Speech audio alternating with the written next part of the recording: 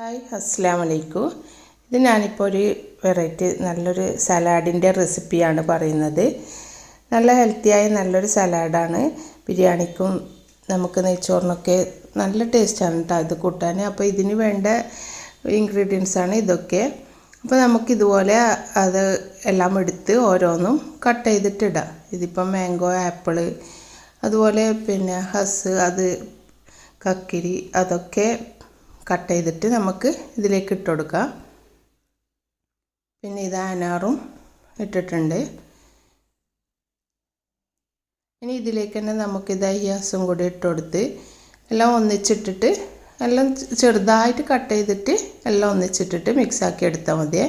ഇനി ഇതാ ഒരു പകുതി ലെമൺ കൂടി ഇതിലേക്ക്, ഒരു ലെമൺ തന്നെ ഇട്ട് കൊടുക്കുക. അപ്പോൾ ഈ ലെമൺ കൂടി ആഡാക്കിയതിന് ശേഷം അതിലേക്ക് നമുക്ക് കുറച്ച് തേനും കൂടി ചേർത്ത് കൊടുക്കാം. തേനൊരു 2-3 ടേബിൾ സ്പൂണും കൂടി ചേർത്ത്, പിന്നെ ഇതാ ഇതിലേക്ക് കുറച്ച് റോസ്റ്റ് ചെയ്ത കടലയും കൂടി ഇട്ട് കൊടുക്കുന്നുണ്ട്. അപ്പോൾ എല്ലാം കൂടി ഇട്ടിട്ട് നമുക്കതൊന്ന് മിക്സാക്കി എടുക്കാം. പിന്നെ ഇതാ ഇതുപോലെ ചീസ് ഉണ്ടെങ്കിൽ നിങ്ങൾക്ക് ചേർത്ത് കൊടുക്കാം.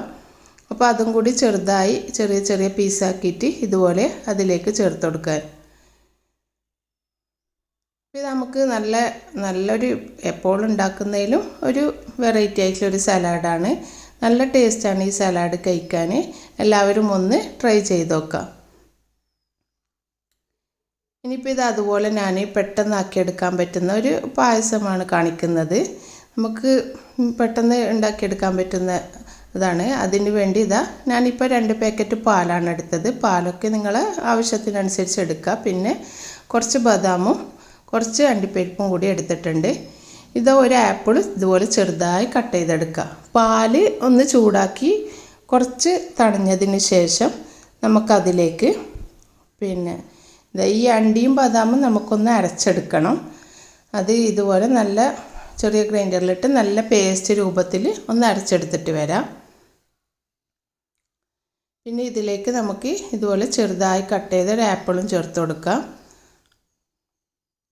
അപ്പോൾ ഇതൊന്ന് അരച്ചെടുത്തിട്ട് വരാം. പിന്നെ അതിലേക്ക് മധുരത്തിന് ആവശ്യമായ മിൽക്ക് മേഡോ പഞ്ചസാരയോ എന്താണ് അത് നിങ്ങൾക്ക് ഇഷ്ടമുള്ളത് ചേർത്ത് കൊടുക്കാം.